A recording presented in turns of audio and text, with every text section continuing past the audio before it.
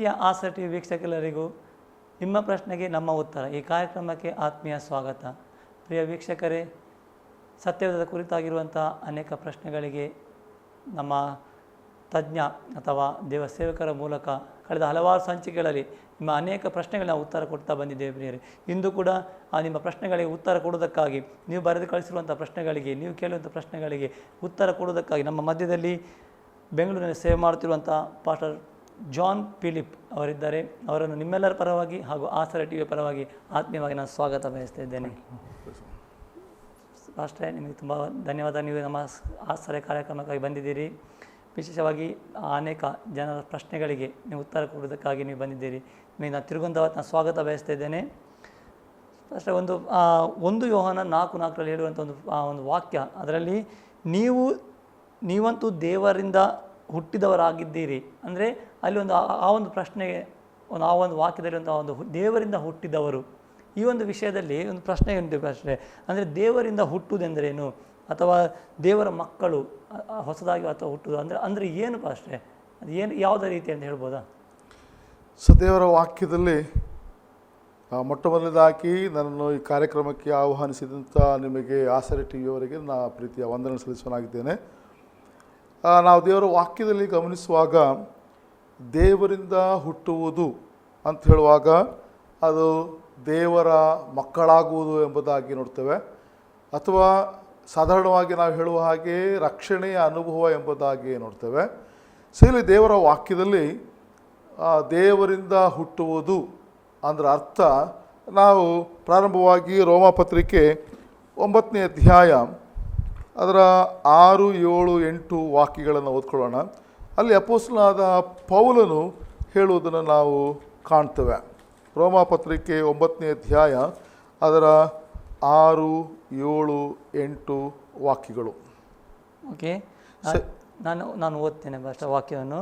ನಾನು ಆ ವಾಕ್ಯವನ್ನು ಓದ್ತೇನೆ. ನಿಮ್ಮ ಬಳಿಯ ಸತ್ಯವೇದ ಇರುವುದಾಗಿದ್ದರೆ ಸತ್ಯವೇದನ್ನು ತೆರೆದು ಓದಿರಿ, ನೋಡಿರಿ, ಅಥವಾ ಒಂದು ಪುಸ್ತಕದಲ್ಲಿ ಇಲ್ಲಿ ಹೇಳುವಂಥ ವಾಕ್ಯಗಳನ್ನು ನೀವು ಬರೆದುಕೊಂಡ್ರೆ ತುಂಬ ಒಳ್ಳೆಯದೆಂದು ನಾನು ಅನ್ನಿಸ್ತೇನೆ. ರೋಮಪುರದ ಪತ್ರಿಕೆ 9ನೇ ಅಧ್ಯಾಯ 6ರಿಂದ, ದೇವರು ಹೇಳಿದ ಮಾತು ತಪ್ಪಿತೆಂದು ನಾವು ಭಾವಿಸಕೂಡದು, ಯಾಕೆಂದರೆ ಇಸ್ರೇಲ್ ವಂಶದವರಲ್ಲಿ ಹುಟ್ಟಿದವರೆಲ್ಲರೂ ಇಸ್ರೇಲ್ಯರಲ್ಲ. ಹಾಗೆಯೇ ಅಬ್ರಹಾಮನ ವಂಶದಲ್ಲಿ ಹುಟ್ಟಿದ ಮಾತ್ರಕ್ಕೆ ಅವರೆಲ್ಲರೂ ಮಕ್ಕಳೆಂದು ಎಣಿಸಲ್ಪಡುವುದಿಲ್ಲ. ಆದರೆ ಇಸಾಕನಿಂದ ಹುಟ್ಟಿದವರೇ ನಿನ್ನ ಸಂತತಿ ಅನಿಸಿಕೊಳ್ಳರು ಎಂದು ದೇವರು ಹೇಳಿದನು.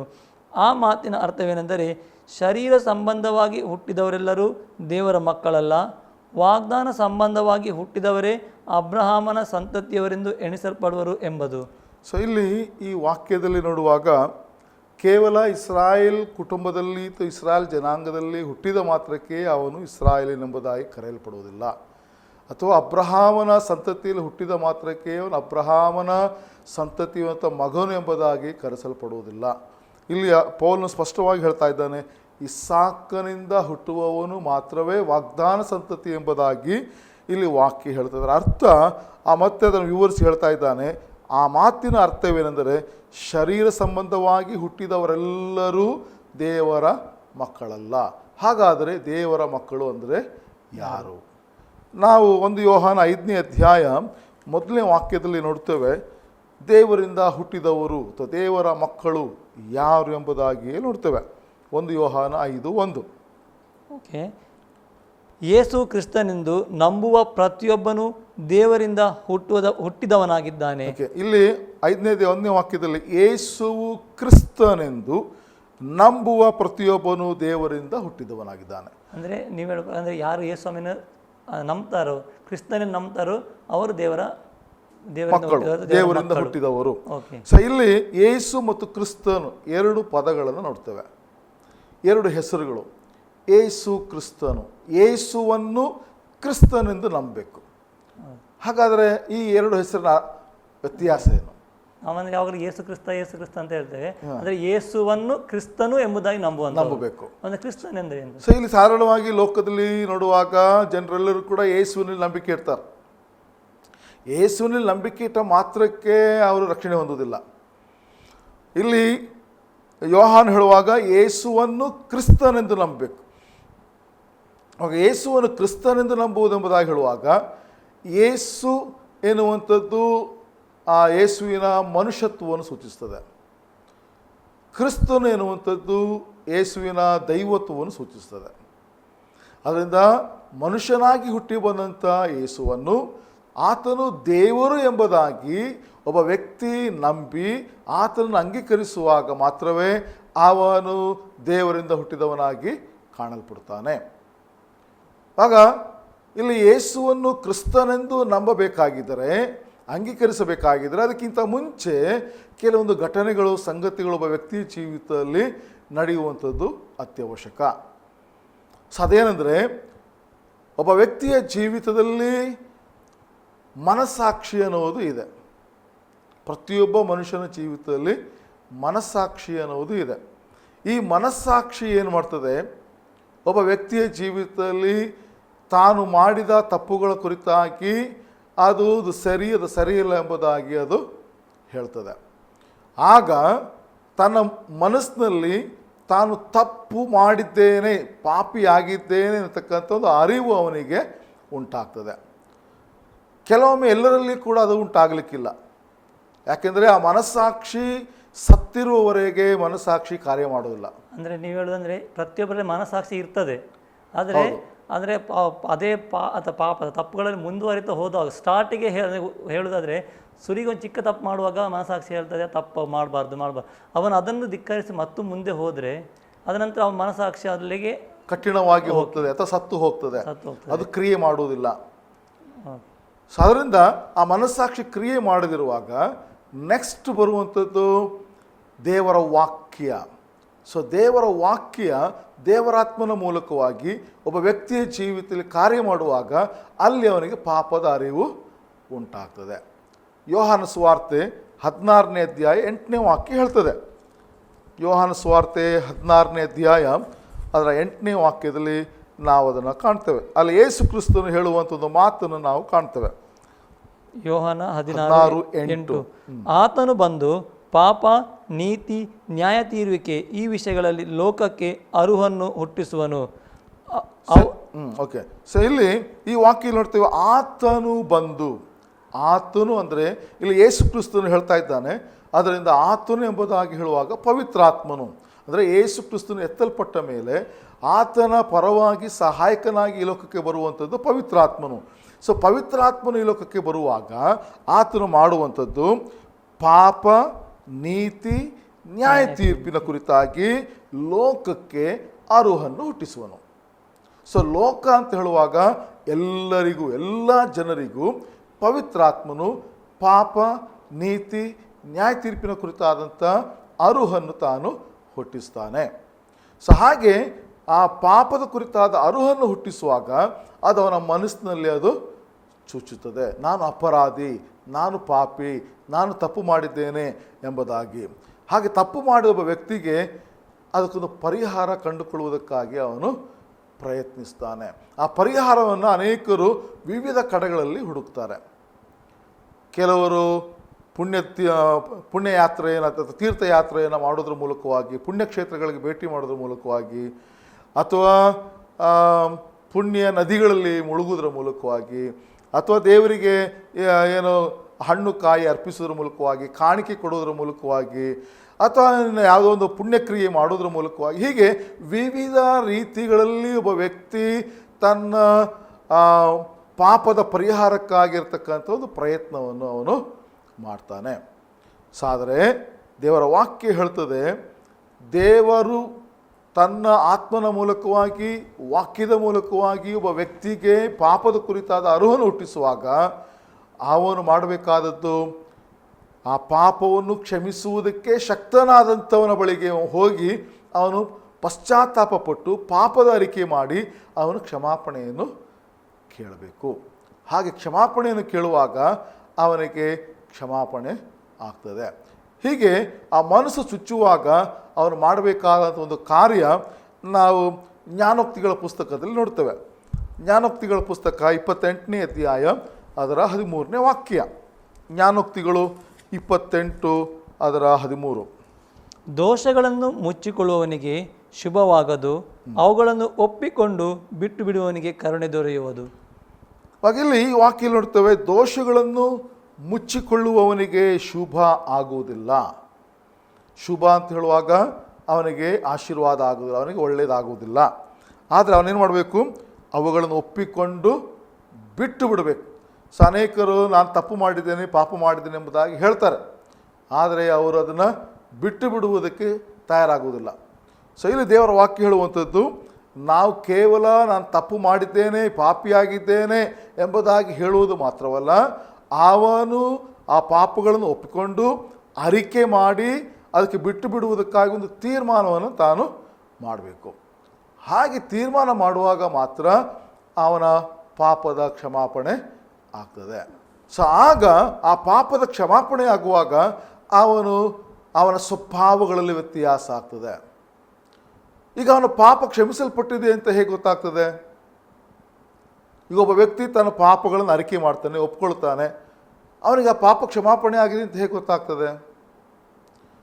ಹೇಗೆ ಗೊತ್ತಾಗ್ತದೆ ಅಂದರೆ, ತಾನು ಇದುವರೆಗೂ ತನ್ನ ಮನಸ್ಸಾಕ್ಷಿಯಲ್ಲಿ ಚುಚ್ಚುತ್ತಾ, ಪವಿತ್ರಾತ್ಮವನ್ನು ಎಚ್ಚರಿಸುತ್ತಾ, ವಾಕ್ಯದ ಮೂಲಕವಾಗಿ ಎಚ್ಚರಿಸುತ್ತಾ ಇರುವಾಗ ಅವನಿಗೆ ಅಪರಾಧಿ ಎನ್ನುವಂಥ ಮನೋಭಾವ ಅವನಿಗೆ ಇತ್ತು.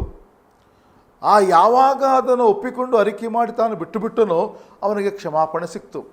ಹಾಗೆ ಕ್ಷಮಾಪಣೆ ಸಿಕ್ಕಿದಾಗ ತನ್ನ ಮನಸ್ಸಲ್ಲಿದ್ದಂಥ ಅಪರಾಧಿ ಮನೋಭಾವ ನೀಗಿ ಹೋಗ್ತದೆ. ತನ್ನ ಮನಸ್ಸಲ್ಲಿದ್ದಂಥ ಏನೋ ಒಂದು ಹೊರೆ ಇಳಿದ ಹಾಗೆ ಆಗ್ತದೆ. ತಾನು ಸ್ವತಂತ್ರನಾಗ್ತಾನೆ, ತನ್ನ ಮನಸ್ಸು ಫ್ರೀ ಆಗ್ತದೆ. ಆ ಸಮಯದಲ್ಲಿ ತನಗೆ ಅರ್ಥವಾಗ್ತದೆ, ನನ್ನ ಪಾಪಗಳು ಕ್ಷಮಿಸಲ್ಪಟ್ಟಿದೆ ಎಂಬುದಾಗಿ. ಓಕೆ, ಅಂದರೆ ನೀವು ಹೇಳ್ತೀರಿ, ಅದೇ ಆಗ ಹೇಳಿದ್ರಿ ಮನಸ್ಸಾಕ್ಷಿ ಕಠಿಣವಾದರೆ ತಪ್ಪು ಮಾಡ್ತಾ ಹೋದ ಸ್ಟಾರ್ಟಿಗೆ ಮನಸ್ಸಾಕ್ಷಿ ಚುಚ್ಚುತ್ತದೆ ಅವನಿಗೆ, ನೀನು ಮಾಡಿ ತಪ್ಪು ಎಂಬುದಾಗಿ. ಅದರಲ್ಲಿ ಮುಂದುವರೆ ಮನಸ್ಸಾಕ್ಷಿ ಕಠಿಣವಾಗ್ತದೆ. ಯಾವಾಗ ಕ್ರಿಸ್ತ ಯೇಸುವಿನೊಳಗೆ ಬಂದು ಪಾಪವನ್ನು ಒಪ್ಪಿಕೊಂಡು ಅರಿಕೆ ಮಾಡಿ ಬಿಟ್ಟ ಮೇಲೆ, ಆತನ ಪಾಪ ಕ್ಷಮಿಸಲ್ಪಟ್ಟ ಮೇಲೆ ಆತನ ಮನಸ್ಸಾಕ್ಷಿ ಪುನಃ ಕಾರ್ಯ ಮಾಡಲಿಕ್ಕೆ ಶುರು ಮಾಡ್ತದೆ. ಹೌದು, ಅಂದರೆ ಏನಾದ್ರು ತಪ್ಪು ಮಾಡುವಾಗ ಅವನ ಮನಸ್ಸಾಕ್ಷಿ ಪುನಃ ಹೇಳಿಕ್ಕೆ ಶುರು ಮಾಡ್ತದೆ, ನೀನು ತಪ್ಪು ಮಾಡ್ತಾ ಇದ್ದೆ ಎಂಬುದಾಗಿ ಅಲ್ಲ. ಹೌದು, ಅಂದರೆ ಅದಕ್ಕಿಂತ ಮೊದಲು ಅವನಲ್ಲಿ ಆ ಒಂದು ಭಾರ ಇದ್ದದ್ರಿಂದ ಆ ಮನಸ್ಸಾಕ್ಷಿ ಅವನಿಗೆ ಕಾರ್ಯ ಮಾಡ್ತಾ ಇರಲಿಲ್ಲ. ಈಗ ಯಾವಾಗ ಕ್ರಿಸ್ತ ಬಳಿಗೆ ಬರ್ತಾನೋ ಮತ್ತು ಆ ಒಂದು ಫ್ರೀನೆಸ್ ಬಂದ ಮೇಲೆ ಅವನಿಗೆ ಯಾವ ತಪ್ಪು ಮಾಡಲಿಕ್ಕೆ ಮನಸ್ಸಾಕ್ಷಿ ಬಿಡುವುದಿಲ್ಲ. ಅಂದರೆ ಇಲ್ಲಿ ಮನಸ್ಸಾಕ್ಷಿ ಕಠಿಣವಾದಂಥ ಸಮಯದಲ್ಲಿ ದೇವರ ಒಂದು ಸಂದರ್ಶನ ನಡೀತದೆ. ಅಂದರೆ ಅವನು ಯಾವುದೋ ಒಂದು ಸಂದರ್ಭದಲ್ಲಿ ದೇವರ ವಾಕ್ಯಗಳನ್ನು ಕೇಳಲಿಕ್ಕಾಗಿರುವಂಥ ಮನಸ್ಸವನ್ನು ಮಾಡುವಾಗ ಪವಿತ್ರಾತ್ಮನು ಅವನ ಹೃದಯದಲ್ಲಿ ವಾಕ್ಯದ ಮೂಲಕವಾಗಿ ಒಂದು ಸ್ಪರ್ಶನವನ್ನು ಮಾಡ್ತಾನೆ. ಅಂದರೆ ಇಲ್ಲಿಯವರೆಗೂ ಕಠಿಣವಾಗಿದ್ದಂಥ ಮನಸ್ಸಾಕ್ಷಿ ಪವಿತ್ರಾತ್ಮನು ವಾಕ್ಯದ ಮೂಲಕವಾಗಿ ಕಾರ್ಯ ಮಾಡುವಾಗ ಒಂದು ಸ್ಪರ್ಶನ ತನ್ನ ಹೃದಯದಲ್ಲಿ ಉಂಟಾಗ್ತದೆ. ಆ ಸ್ಪರ್ಶನ ಉಂಟಾಗುವಾಗ ತಾನು ತಪ್ಪು ಮಾಡಿದ್ದೇನೆಂಬುದಾಗಿ ಅರಿವು ಅವನಿಗೆ ಬರ್ತದೆ. ಆ ತಪ್ಪು ಮಾಡಿದ್ದೇನೆ ಅಂತ ಅರಿವು ಅವನಿಗೆ ಬರುವಾಗ ಆ ತಪ್ಪಿನ ಕುರಿತಾಗಿ ಪಶ್ಚಾತ್ತಾಪ ಪಡ್ತಾನೆ. ಸೊ ಆ ಪಶ್ಚಾತ್ತಾಪ ಪಡುವಾಗ ತಾನು ಆ ಪಾಪವನ್ನು ಕ್ಷಮಿಸಬಲ್ಲಂತ ಆ ದೇವರ ಬಳಿಗೆ ತಾನು ಬಂದು ತಾನು ಕ್ಷಮಾಪಣೆಯನ್ನು ಕೇಳ್ತಾನೆ. ಹಾಗೆ ಕ್ಷಮಾಪಣೆಯನ್ನು ಕೇಳುವಾಗ ತನ್ನ ಪಾಪಗಳು ಕ್ಷಮಿಸಲ್ಪಡುತ್ತದೆ. ಓಕೆ, ಸೊ ಯಾಕೆ ಯೇಸು ಕ್ರಿಸ್ತನೇ ಪಾಪ ಕ್ಷಮಾಪಣೆ ಮಾಡ್ತಾನೆ, ಅಥವಾ ಯೇಸು ಕ್ರಿಸ್ತನೇ ಹೇಗೆ ಪಾಪ ಕ್ಷಮಾಪಣೆ ಮಾಡಲಿಕ್ಕೆ ಸಾಧ್ಯ? ಸೊ ನೋಡುವಾಗ, ನಾವು ದೇವರ ವಾಕ್ಯ ನೋಡುವಾಗ, ಮಾನವನ ಪಾಪದ ಪರಿಹಾರಕ್ಕಾಗಿ ಸತ್ತಿರತಕ್ಕಂಥ ಒಬ್ಬ ವ್ಯಕ್ತಿ ಅಂದರೆ ಅದು ಯೇಸು ಕ್ರಿಸ್ತನು ಮಾತ್ರ. ಅಥವಾ ನಾವು ಮತ್ತೊಂದು ರೀತಿ ನೋಡುವುದಾದರೆ, ಪರಿಶುದ್ಧನಾಗಿ ಹುಟ್ಟಿದಂಥ ಒಬ್ಬ ವ್ಯಕ್ತಿ ಎಂಬುದಾಗಿ ನೋಡುವಾಗ ಅದು ಯೇಸು ಕ್ರಿಸ್ತನು ಮಾತ್ರ. ಕಾರಣ ಆ ಯೇಸು ಕ್ರಿಸ್ತನು ತಾನು ಪವಿತ್ರಾತ್ಮನ ಆ ಶಕ್ತಿಯಿಂದ ತಾನು ಈ ಲೋಕಕ್ಕೆ ಮರಿಯಳ ಮೂಲಕವಾಗಿ ಮನುಷ್ಯನಾಗಿ ಈ ಲೋಕಕ್ಕೆ ಬಂದನು. ಹಾಗೆ ತಾನು ಮರಿಯಳ ಗರ್ಭದಲ್ಲಿ ತಾನಾಗಿದ್ದಾಗ ಮರಿಯಳ ರಕ್ತ ತನ್ನ ಶರೀರದಲ್ಲಿ ಅದು ಹರಿಯಲಿಲ್ಲ. ಸೊ ಹಾಗೆ ಹರಿಯದೇ ಇರುವುದರಿಂದ ಯೇಸುವಿನ ರಕ್ತ ಅದು ಪರಿಶುದ್ಧವಾದದ್ದಾಗಿದೆ. ಹಾಗೆ ಯೇಸುವಿನ ರಕ್ತ ಪರಿಶುದ್ಧವಾಗಿರುವುದರಿಂದ ತಾನು ಈ ಲೋಕಕ್ಕೆ ಹುಟ್ಟಿ ಬಂದಾಗ ತಾನು ಪರಿಶುದ್ಧನಾಗಿಯೇ ಜನಿಸಿದನು. ಹಾಗೆ ಪರಿಶುದ್ಧನಾಗಿ ಜನಿಸಿದ್ದರಿಂದ ಆತನ ರಕ್ತ ಪರಿಶುದ್ಧವಾಗಿದೆ. ಆ ಯೇಸು ಕ್ರಿಸ್ತನ ರಕ್ತದಿಂದ ಮಾತ್ರವೇ ಪಾಪ ಪರಿಹಾರವಾಗಲಿಕ್ಕೆ ಸಾಧ್ಯ. ನಾವು ಹಳೆಯ ಒಡಂಬಡಿಕೆಯಲ್ಲಿಯೂ ಹಾಗೂ ಹಳೆಯ ಕಾಲಗಳಲ್ಲಿ ನೋಡುವಾಗ ಪಾಪ ಪರಿಹಾರವಾಗಬೇಕಾಗಿದ್ದರೆ ರಕ್ತ ಸುರಿಸಲ್ಪಡಲೇಬೇಕು. ರಕ್ತಧಾರೆ ಇಲ್ಲದೆ ಪಾಪ ಪರಿಹಾರ ಇಲ್ಲ. ಯಾಕೆ ರಕ್ತವೇ ಸುರಿಸಲ್ಪಡಬೇಕು? ರಕ್ತ ಸುರಿಸಲ್ಪಡುವುದರ ಅವಶ್ಯಕತೆ ಏನು? ಯಾಜಕಾಂಡ 17ನೇ ಅಧ್ಯಾಯದ 11ನೇ ವಾಕ್ಯ. ಯಾಕಂದರೆ ಪ್ರತಿ ದೇಹಿಗೂ ರಕ್ತವೇ ಪ್ರಾಣಾಧಾರ. ಅಂಥ ರಕ್ತವನ್ನು ನೀವು ಯಜ್ಞವೇದಿಗೆ ಎರಚಿ ನಿಮಗೋಸ್ಕರ ದೋಷ ಪರಿಹಾರ ಮಾಡಿಕೊಳ್ಳಬೇಕೆಂದು ನಿಮಗೆ ಅನುಗ್ರಹ ಮಾಡಿದ್ದೇನೆ. ರಕ್ತವು ಪ್ರಾಣಾಧಾರವಾಗಿರುವ ಕಾರಣ ಅದರಿಂದ ದೋಷ ಪರಿಹಾರವಾಗುತ್ತದಷ್ಟೇ. ಓಕೆ, ನಾವಿಲ್ಲಿ ನೋಡ್ತೇವೆ, ಪ್ರತಿ ದೇಹಿಗೂ ರಕ್ತವೇ ಪ್ರಾಣದ ಆಧಾರ. ರಕ್ತವು ಪ್ರಾಣದ ಆಧಾರವಾಗಿರುವುದರಿಂದ ದೋಷ ಪರಿಹಾರವಾಗಬೇಕಾಗಿದ್ದರೆ ರಕ್ತದಿಂದಲೇ ಪರಿಹಾರ ಆಗ್ತದೆ. ಅದರಿಂದ ಹಳೆ ಒಡಂಬಡಿಕೆ ಕಾಲದಲ್ಲಿ ಸುರಿಸಲ್ಪಟ್ಟಂಥ ಹೋತ ಹೋರಿಗಳ ರಕ್ತವು ಪಾಪ ಪರಿಹಾರ ಮಾಡಲಿಲ್ಲ. ಪ್ರಾಣಿಗಳ ಬಲಿ, ಪ್ರಾಣಿಗಳ ರಕ್ತ ಪಾಪ ಪರಿಹಾರ ಮಾಡಲಿಲ್ಲ. ಆದ್ದರಿಂದ ಪಾಪವಿಲ್ಲದಂಥ ಒಬ್ಬ ಮನುಷ್ಯನ ರಕ್ತದಿಂದ ಮಾತ್ರವೇ ಮನುಷ್ಯನ ಪಾಪ ಪರಿಹಾರ ಆಗಲಿಕ್ಕೆ ಸಾಧ್ಯ. ಆದ್ದರಿಂದ ಯೇಸುವಿನ ರಕ್ತವು ಪರಿಶುದ್ಧವಾದದ್ದರಿಂದ ಆ ಪರಿಶುದ್ಧವಾದ ರಕ್ತದಿಂದ ಮಾತ್ರವೇ ಪಾಪ ಪರಿಹಾರವಾಗ್ತದೆ. ಆ ಪಾಪ ಪರಿಹಾರ ಆಗುವಾಗ ಮನುಷ್ಯನ ಹೃದಯ ಹಗುರವಾಗ್ತದೆ. ಹಾಗೆ ಹಗುರವಾಗುವಾಗ ಅವನು ಸ್ವತಂತ್ರನಾಗ್ತಾನೆ. ಆಗ ಅವನ ಅಪರಾಧಿ ಮನೋಭಾವ ಅದು ನೀಗಿ ಹೋಗ್ತದೆ. ಆಗ ಅವನಿಗೆ ಹೇಳಲಿಕ್ಕೆ ಸಾಧ್ಯ, ನನ್ನ ಪಾಪವು ಕ್ಷಮಿಸಲ್ಪಟ್ಟಿದೆ, ನಾನು ಸ್ವತಂತ್ರನಾಗಿದ್ದೇನೆ ಎಂಬುದಾಗಿ. ಇದು ದೇವರಿಂದ ಹುಟ್ಟುವುದಕ್ಕೆ ಅಥವಾ ದೇವರ ಮಕ್ಕಳಾಗುವುದಕ್ಕೆ ಇರುವಂಥ ಮೊದಲನೆಯ ಹಂತ. ಎರಡನೆಯ ಹಂತ ತಾನು ಮಾಡಬೇಕಾಗಿರುವಂಥದ್ದು ರೋಮಾಪತ್ರಿಕೆ 10ನೇ ಅಧ್ಯಾಯಕ್ಕೆ ನಾವು ಬರಬೇಕು. ರೋಮಾಪತ್ರಿಕೆ 10ನೇ ಅಧ್ಯಾಯ ಅದರ 9-10 ವಾಕ್ಯಗಳು. ರೋಮಾಪತ್ರಿಕೆ 10ನೇ ಅಧ್ಯಾಯ ಅದರ 9-10 ವಾಕ್ಯಗಳು. ಅದೇನೆಂದರೆ, ನೀವು ಯೇಸುವನ್ನೇ ಕರ್ತನೆಂದು ಬಾಯಿಂದ ಅರಿಕೆ ಮಾಡಿಕೊಂಡು ದೇವರು ಆತನನ್ನು ಸತ್ತವರೊಳಗಿಂದ ಎಬ್ಬಿಸಿದನೆಂದು ಹೃದಯದಿಂದ ನಂಬಿದರೆ ನಿಮಗೆ ರಕ್ಷಣೆಯಾಗದು ಎಂಬುದೇ. ಹೃದಯದಿಂದ ನಂಬುವುದರ ಮೂಲಕ ನೀತಿಯು ದೊರಕುತ್ತದೆ, ಬಾಯಿಂದ ಅರಿಕೆ ಮಾಡುವುದರ ಮೂಲಕ ರಕ್ಷಣೆಯಾಗುತ್ತದೆ. ಓಕೆ, ಇಲ್ಲಿ 9-10 ವಾಕ್ಯ ನೋಡ್ತೇವೆ. ನೀನು ಯೇಸುವನ್ನೇ ಕರ್ತನೆಂದು ಬಾಯಿಂದ ಅರಿಕೆ ಮಾಡಿಕೊಂಡು ದೇವರು ಆತನನ್ನು ಸತ್ತವರೊಳಗಿಂದ ಎಬ್ಬಿಸಿದನೆಂದು ಹೃದಯದಿಂದ ನಂಬಿದರೆ ನಿನಗೆ ರಕ್ಷಣೆಯಾಗುವುದು. ಆವಾಗ ರಕ್ಷಣೆಯಾಗುವಂಥದ್ದು ಅಥವಾ ದೇವರ ಮಕ್ಕಳಾಗುವಂಥದ್ದು ಅಥವಾ ದೇವರಿಂದ ಹುಟ್ಟುವಂಥದ್ದು ಮೊದಲನೇದಾಗಿ ಅವನ ಪಾಪ ಕ್ಷಮಾಪಣೆ ಆಗಬೇಕು. ಪಾಪ ಕ್ಷಮಾಪಣೆ ಆಗಬೇಕಾದ್ರೆ ಅವನ ಪಾಪದ ಕುರಿತಾಗಿ ಅರಿವು ಬಂದು ಅವನ ಪಶ್ಚಾತ್ತಾಪ ಪಟ್ಟು ಮಾನಸಾಂತರ ಹೊಂದಿ ಕ್ಷಮಾಪಣೆ ಹೊಂದುವಾಗ ಅವನ ಪಾಪವು ಕ್ಷಮಿಸಲ್ಪಡುತ್ತೆ. ಅದು ಮೊದಲನೇ ಹಂತ. ಎರಡನೆಯ ಹಂತ, ಅವನು ಯೇಸು ನನ್ನ ಪಾಪಗಳಿಗಾಗಿ ಸತ್ತಿದ್ದಾನೆ, ಯೇಸು ಸತ್ತು ಹೂಣಲ್ಪಟ್ಟು ತಿರುಗಿ 3ನೇ ದಿನದಲ್ಲಿ ಎದ್ದು ಬಂದಿದ್ದಾನೆ, ನನ್ನ ಪಾಪಗಳು ಆತನು ಹೊತ್ತಿದ್ದಾನೆ, ಆತನು ಕ್ಷಮಿಸಿದ್ದಾನೆ ಎಂಬುದಾಗಿ ನಾನು ನಂಬಬೇಕು. ನಂತರ ನಾನು ಯೇಸುವೇ ಕರ್ತನೆಂದು ನಾನು ಬಾಯಿಂದ ಅರಿಕೆ ಮಾಡಬೇಕು. ಯೇಸು ಕರ್ತನೆಂದು. ಏನು ಕರ್ತನು ಅಂದರೆ, ಇಲ್ಲಿ ಕರ್ತನು ಎಂಬ ಪದದ ಅರ್ಥ ಇಂಗ್ಲಿಷ್ ಭಾಷೆಯಲ್ಲಿ ನೋಡುವಾಗ ಲಾರ್ಡ್ ಎಂಬುದಾಗಿ ನೋಡ್ತೇವೆ. ಲಾರ್ಡ್ ಎನ್ನುವಂಥ ಪದದ ಅರ್ಥ ಆತನು ನಮ್ಮ ಆತ್ಮ ಪ್ರಾಣ ಶರೀರಗಳನ್ನು ನಿಯಂತ್ರಿಸುವಂಥ, ಹತೋಟಿ ಮಾಡುವಂಥ, ದೊರೆತನ ಮಾಡತಕ್ಕಂಥ ಯಜಮಾನನು ಎಂಬುದಾಗಿ ನಾವು ನೋಡ್ತೇವೆ. ಅದರಿಂದ ಕರ್ತನು ಅಥವಾ ಯೇಸುವನ್ನು ಕರ್ತನು ಎಂಬುದಾಗಿ ನಾವು ನಂಬಬೇಕು, ನಾವು ಅಂಗೀಕರಿಸಬೇಕಂದ್ರೆ ಯೇಸುವನ್ನು ನನ್ನ ರಕ್ಷಕನಾಗಿ, ನನ್ನ ಒಡೆಯನಾಗಿ, ನನ್ನ ದೇವರಾಗಿ ನಾನು ಅಂಗೀಕರಿಸಿ ನಾನು ಆತನಲ್ಲಿ ನಂಬಿಕೆ ಇಡುವಾಗ ಆ ಯೇಸು ನನ್ನೊಳಗೆ ಬರುತ್ತಾನೆ. ಆವಾಗ ನಾನು ಆತನ ಮಗನಾಗಿ ಮಗಳಾಗಿ ನಾನು ಮಾರ್ಪಡ್ತೇನೆ. ಆವಾಗ ದೇವರಿಂದ ಹುಟ್ಟುವುದು ಎಂಬುದಾಗಿ ಹೇಳುವಾಗ ಮೊದಲನೇದಾಗಿ ಅವನ ಪಾಪಗಳಿಗೆ ಕ್ಷಮಾಪಣೆಯನ್ನು ಹೊಂದಿಕೊಳ್ಳಬೇಕು. ಹಾಗೆ ಪಾಪಕ್ಕೆ ಕ್ಷಮಾಪಣೆಯನ್ನು ಹೊಂದಿದ ನಂತರ ಅವನು ಯೇಸುವನ್ನು ಕರ್ತನೆಂದು ತಾನು ನಂಬಿ ಹೃದಯದಲ್ಲಿ ಸ್ವೀಕರಿಸಿ ಆತನಿಗಾಗಿ ಜೀವಿಸುವುದಕ್ಕೆ ತೀರ್ಮಾನಿಸುವಾಗ ಅವನು ದೇವರ ಮಗನಾಗಿ ಮಗಳಾಗಿ ಮಾರ್ಪಡ್ತಾನೆ. ಅದಕ್ಕೆ ಇನ್ನೊಂದು ವಾಕ್ಯ ಯೋಹಾನ ಸುವಾರ್ತೆ 1ನೇ ಅಧ್ಯಾಯ 12ನೇ ವಾಕ್ಯದಲ್ಲಿ ನೋಡ್ತೇವೆ. ಯೋಹಾನ ಸುವಾರ್ತೆ 1ನೇ ಅಧ್ಯಾಯ ಅದರ 12ನೇ ವಾಕ್ಯ. ಯಾರು ಆತನನ್ನು ಅಂಗೀಕರಿಸಿದರು, ಅಂದರೆ ಆತನ ಹೆಸರಿನಲ್ಲಿ ನಂಬಿಕೆ ಇಟ್ಟರು, ಅವರಿಗೆ ದೇವರ ಮಕ್ಕಳಾಗುವ ಅಧಿಕಾರ ಕೊಟ್ಟನು. ಓಕೆ, ಅದು 13ನೇ ವಾಕ್ಯ ಕೂಡ. ಅವರು ರಕ್ತ ಸಂಬಂಧದಿಂದಾಗಲಿ ಕಾಮದಿಂದಾಗಲಿ ಪುರುಷ ಸಂಕಲ್ಪದಿಂದಾಗಲಿ ಹುಟ್ಟಿದವರಲ್ಲ, ದೇವರಿಂದಲೇ ಹುಟ್ಟಿದವರು. ಅವಾಗ ಇಲ್ಲಿ ನೋಡ್ತೇವೆ, ಯಾರ್ಯಾರು ಆತನನ್ನು ಅಂಗೀಕರಿಸಿದರೋ, ಅಂದರೆ ಆತನ ಹೆಸರಲ್ಲಿ ನಂಬಿಕೆ ಇಟ್ಟರೋ ಅವರಿಗೆ ದೇವರ ಮಕ್ಕಳಾಗುವ ಅಧಿಕಾರ ಕೊಟ್ಟನು.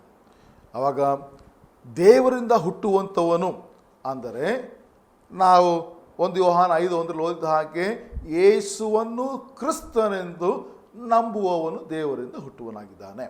ಅಂದರೆ ಯೇಸುವನ್ನು ಕ್ರಿಸ್ತನೆಂದು ಅವನು ನಂಬಿ ಅಂಗೀಕರಿಸಬೇಕಾಗಿದ್ದರೆ ಅವನು ಪ್ರಥಮವಾಗಿ ಅವನ ಜೀವಿತದಲ್ಲಿರ್ತಕ್ಕಂಥ ಪಾಪಿ ಅಂತಕ್ಕಂಥ ಮನೋಭಾವನೆಗೆ ಉಂಟಾಗಿ ಆ ಪಾಪ ಕ್ಷಮಾಪಣೆಯನ್ನು ಅವನು ಹೊಂದಿ ನಂತರ ಯೇಸುವಿನಲ್ಲಿ ನಂಬಿಕೆ ಇಟ್ಟು ಯೇಸುವನ್ನು ರಕ್ಷಕನುಡಿಯನ್ನು ಸ್ವೀಕರಿಸುವಾಗ ಅವನು ದೇವರಿಂದ ಹುಟ್ಟುತ್ತಾನೆ.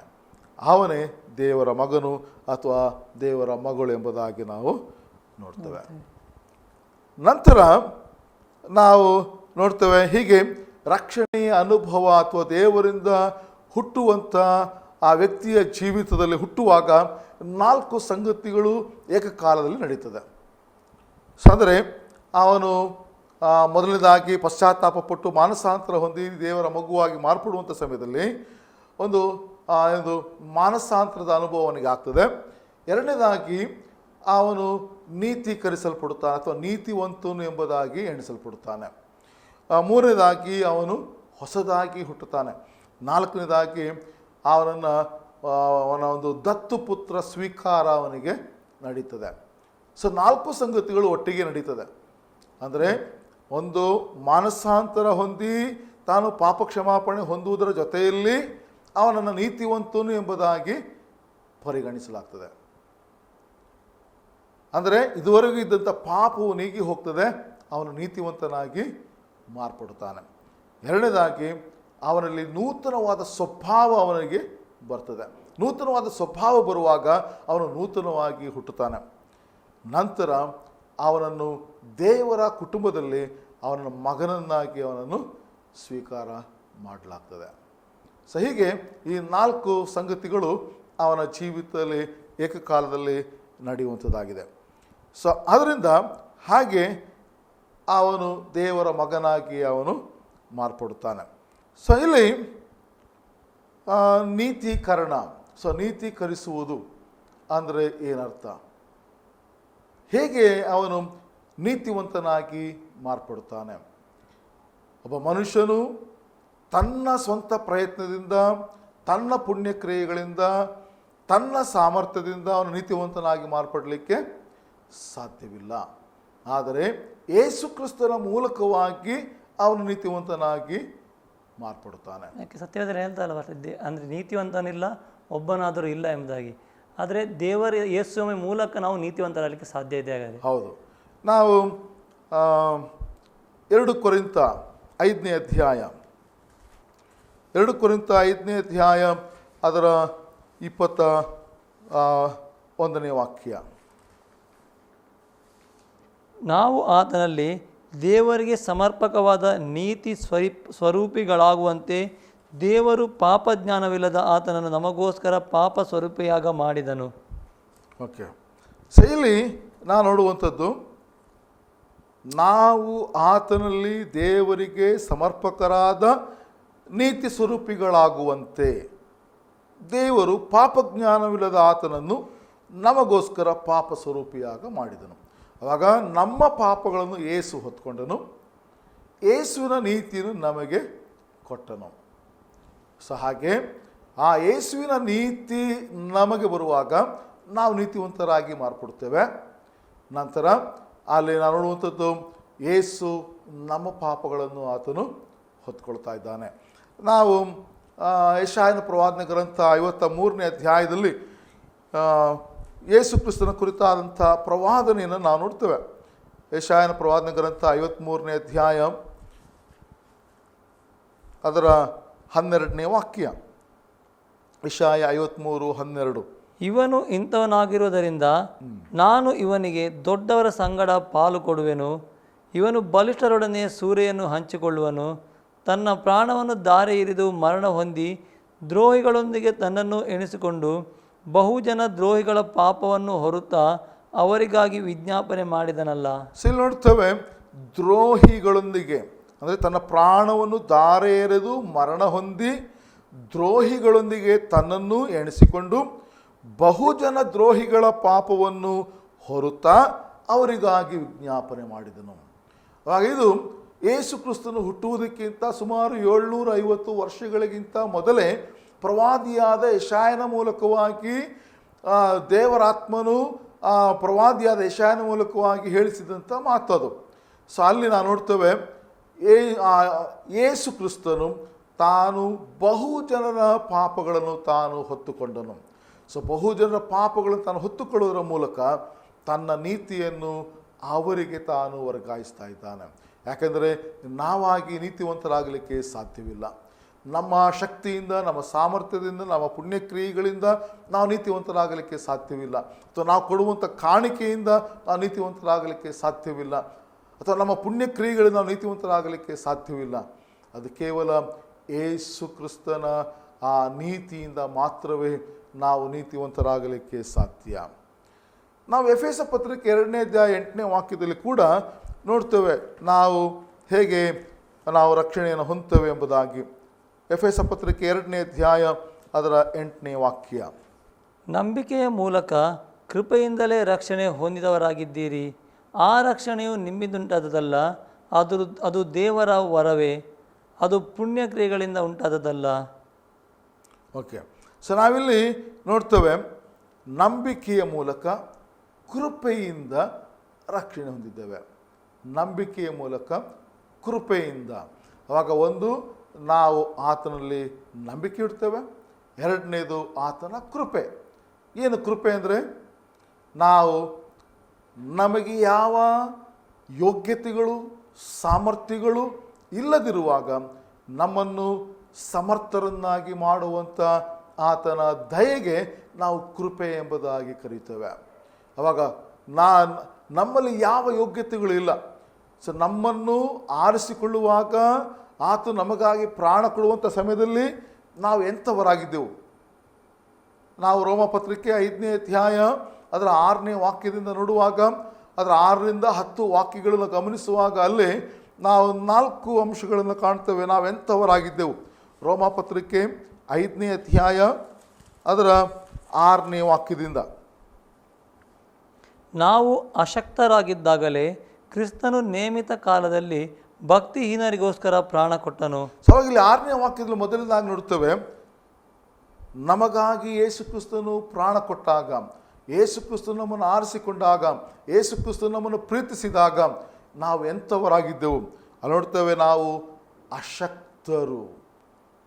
ನಮ್ಮಲ್ಲಿ ಯಾವ ಶಕ್ತಿ ಇಲ್ಲ, ನಮ್ಮಲ್ಲಿ ಯಾವ ಯೋಗ್ಯತೆಗಳು ಇಲ್ಲ. ನಂತರ ನೋಡ್ತೇವೆ, ನಾವು ಭಕ್ತಿಹೀನರಾಗಿದ್ದೆವು.